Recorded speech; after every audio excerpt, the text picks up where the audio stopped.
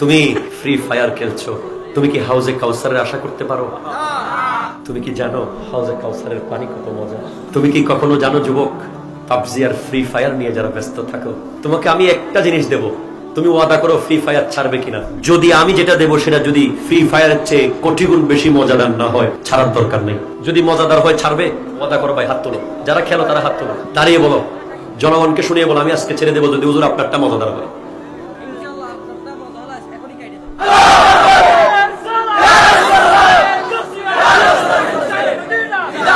আমার যুবক ভাই বলতেছে সে আমি যেটা দেবো সেটা যদি মজাদার হয় ফ্রি ফায়ার এখন কেটে দেবে। সত্যি তো? সিট মেরাজে যাওয়ার পরে আমার নবী দেখলেন একটা ঝর্ণা জান্নাতের ভিতরে। কি দেখেছেন ভাই?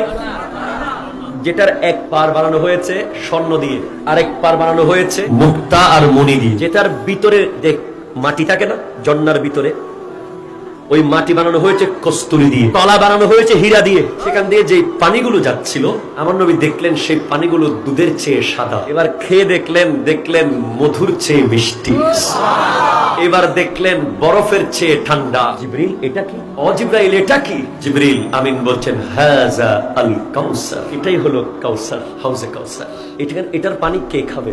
যে আমার উম্মতের ভিতরে আমার দরুদ সবচেয়ে বেশি পড়বে, সে এটার পানি খাবে। এরপরে ভিতরে দেখলেন আরেকটা হাউস, যেটার চারপাশে চারজন দাঁড়ানো।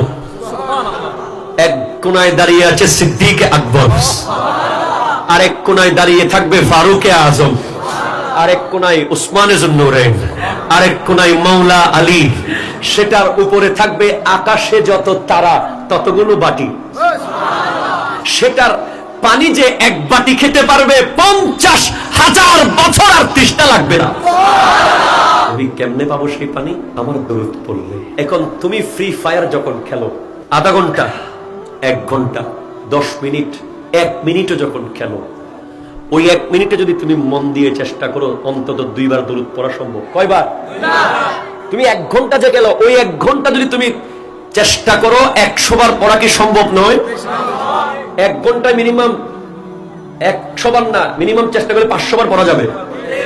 আর আমার নবী বলেছেন যে ব্যক্তি 100 বার আমার উপরে দরুদ পড়বে, কাতাবাল্লাহু বাইনা আইনাইহি বারাআতাম মিনান নিফাক ওয়া মিনান নার ওয়া আসকানাহু মা'আশ শুহাদা ফি ইয়াউমিল কিয়ামাহ।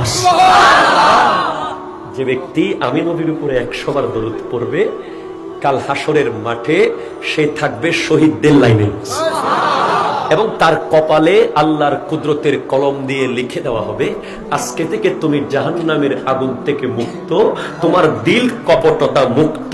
এবার আমার ফ্রি ফায়ার যারা খেলেন তাদেরকে আমি বলতে চাই, ভাইজান আপনি বলেন এরকম 10 বছর লাগাতার ফ্রি ফায়ার খেললে কি হাউজে কাউসার পাওয়া যাবে? ফ্রি ফায়ার খেলতে খেলতে যদি তুমি মারা যাও, তুমি মুসলমান হয়ে মরার গ্যারান্টি নাই। কথা কোন ঠিক না? স্ট্যাম্প করে লিখে দিলাম, কারণ ওই ফ্রি ফায়ার হলো বিশাল বড় প্ল্যান।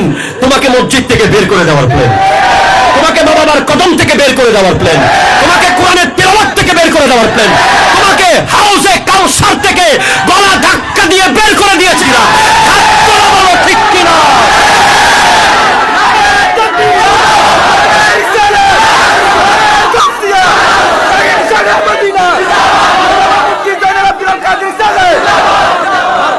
তুমি জানো না তোমাকে তারা গলা ধাক্কা দিয়ে মসজিদ থেকে বের করে দিয়েছে ফ্রি ফায়ার দেওয়ার মাধ্যমে।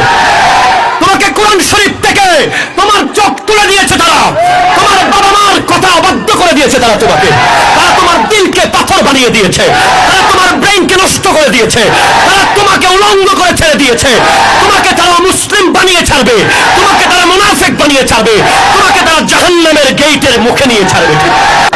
আমার সাথে বলো ইয়া রাসূলুল্লাহ। তুমি বলো ইয়া রাসূলুল্লাহ। আমি পৃথিবীর কারো জন্য নয়, শুধু আপনি মুস্তাফার হাতে হাউজে কাউসারের আশায় আজ ফ্রি ফায়ার ছেড়ে দিলাম। হাত তুলে বলো যুবকরা, পারবো কিনা বলো? হাত তুলে বলো পারবো কিনা বলো? ইয়া রাসূলুল্লাহ, আমাদেরকে কাউসার দিতে হবে। আমরা আপনার প্রেমে ছেড়ে দিয়েছি, পাবজি ছেড়ে দিয়েছি, মদ ছেড়ে দিয়েছি, জুয়া ছেড়ে দিয়েছি, চুগলখড়ি ছেড়ে দিয়েছি, গীবত ছেড়ে দিয়েছি, ফ্রি ফায়ারকে কবর দিয়ে দিলাম। দিলাম।